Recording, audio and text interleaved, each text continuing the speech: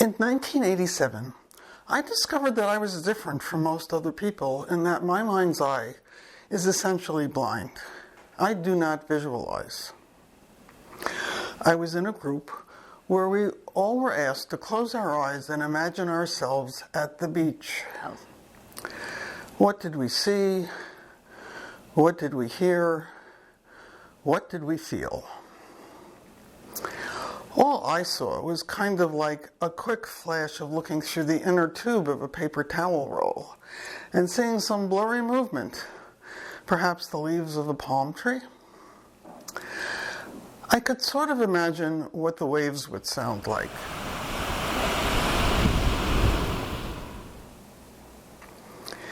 But my strongest impression was of how the wind would feel blowing across my face and tugging at my hair, and how the soles of my feet would feel hot from the hot sand. For everyone else in the group, their visual impressions were the strongest. I was not like anyone else in that group. And when I talked with friends and family about this, it turned out that they all said that they visualized things. Fast forward 34 years to 2021, when a chance conversation with a contractor working on my house led me to learn about a word, aphantasia, that had been coined only a few years earlier to describe the lack of internal visualization. In other words, a blind mind's eye. Soon after, an internet search led me to a test called the Vividness of Visual Imagery Questionnaire, VVIQ for short. There are 16 questions. For each, you are asked to try to form a visual image and then to assess the vividness of that visual image using a scale from no image at all to perfectly clear and as vivid as normal vision. Most of my scores were ones, no image at all. But for a few items, I thought a 2, meaning vague and dim, might be more appropriate. My overall score indicated that I might have aphantasia, which wasn't exactly a surprise to me. After all, for 34 years, I had been trying to explain to other people that my mind's eye was just about blind. The next time I visited my sister Marion, while looking at the pictures on the wall in her living room, I told her that I was going to try to imagine a rainbow, since I remembered that an imaginary rainbow was one of the scenes that I had rated a 2 on the VVIQ. I don't have a photograph of the pictures on that wall, so I'm going to put some other pictures up on this screen just to set the scene. So here are a drawing of me that my sister made when I was 10 and she was 25. A photograph I took of her on a fairly frightening portion of a trail in the Cascade Mountains, and a photograph of the two of us on a windy cliff near San Francisco. I moved my hand in an arc in front of me, and with serious effort, to my delight, I was able to imagine a rainbow. This vision appeared in front of me, apparently between me and the wall. I was surprised to notice that in no way did it obscure anything on the wall, or even really color it. I closed my eyes, and both the wall and the rainbow disappeared. When I opened them again, the rainbow was still there, but it was getting harder to keep it in place in my mind. Then Marion started talking about a memory of a rainbow she had seen many years before, while driving down a wet road after a rainfall. It had seemed close to magical, because she saw a reflected rainbow on the wet road ahead of her. She told me that she could see the scene in front of her, and that it in no way obscured the wall.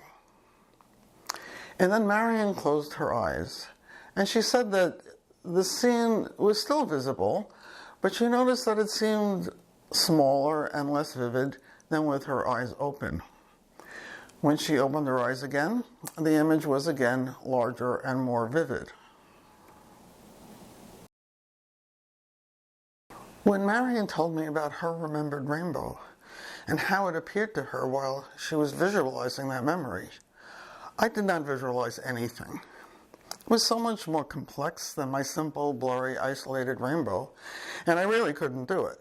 Despite that, I had a detailed idea of how that reflected rainbow would look, and I have used my memory of that to construct the representation in this video. What sticks the most in my memory now was my absolute delight at imagining what it would be like to see a reflected rainbow ahead of me on a wet pavement. We can never touch a rainbow because rainbows are purely optical phenomena. Similarly, we cannot pass under a rainbow or over a reflected one. But isn't it lovely to imagine that we could as we drove down a wet roadway after a rainfall?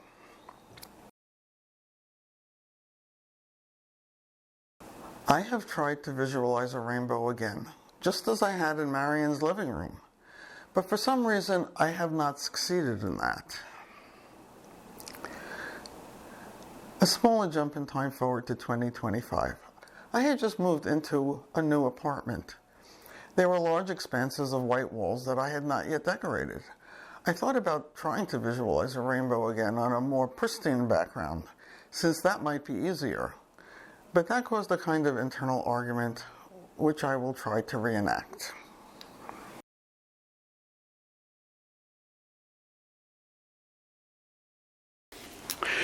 Look at this clean white wall. Let's imagine a rainbow again. No. Come on.